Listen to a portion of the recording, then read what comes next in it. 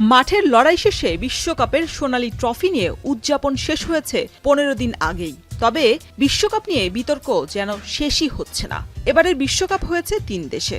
এর মধ্যে যুক্তরাষ্ট্রের Miami, Boston, Los Angeles, Dallas সহ 11টি শহরে হয়েছে বিশ্বকাপ ফুটবলের বেশিরভাগ ম্যাচই। বিশ্বকাপ শেষের 2 সপ্তাহ পার হলেও ফিফার সঙ্গে চুক্তি হওয়া কোটি কোটি অর্থ বকেয়া রয়েছে আমেরিকার শহরগুলোর। সম্প্রতি দ্য অ্যাথলেটিক সংবাদ মাধ্যমের এক প্রতিবেদনে উঠে এসেছে এমনই চাঞ্চল্যকর তথ্য। বিশ্বকাপ শুরুর আগে যুক্তরাষ্ট্রের 11টি শহরের সঙ্গে মৌখিক চুক্তি হয় ফিফার। সে অনুযায়ী $1 মিলিয়ন করে ফিফার দেওয়ার কথা ছিল মোট $11 মিলিয়ন। তবে প্রতিশ্রুতি দিয়েও তা সময়মতো রক্ষা করতে ব্যর্থ হয়েছে বিশ্ব ফুটবল সংস্থাটি।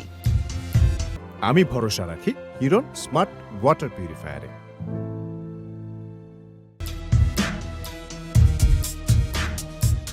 বিশাল অঙ্কের এই বকেয়া অনুদান তো রয়েছেই, পাশাপাশি টুর্নামেন্ট চলাকালে ফিফার কঠোর বাণিজ্যিক নীতিমালার কারণে শহরগুলোর স্থানীয় আয়ের সব পথ এখন অনেকটাই স্থবির হয়ে পড়েছে। তাতে বিশাল অঙ্কের অর্থ খরচে এবার লোকসানের সংখ্যায় রয়েছে এসব শহর। এর আগে 2025 সালে যুক্তরাষ্ট্রে অনুষ্ঠিত ক্লাব বিশ্বকাপের আগে ফিফা প্রেসিডেন্ট জিয়ান্নি ইনফান্তিনোর ঘোষণা অনুযায়ী টুর্নামেন্টের আয়োজক 11টি শহরের প্রত্যেকটিকে ফিফা $1 মিলিয়ন করে অনুদান দেয়। একে লিগেসি কন্ট্রিবিউশন বা ঐতিহ্য রক্ষার অনুদান হিসেবে অভিহিত করা হয়েছিল।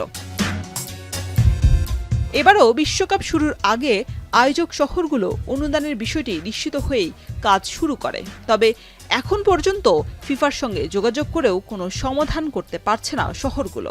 এই সমস্যার সমাধান শিগগিরই না হলে ফিফা সভাপতির চলমান বিতর্কের মধ্যে এই সমালোচনায় নতুন করে চাপে পড়তে পারেন তিনি। শরীফ রাউশন, এখন।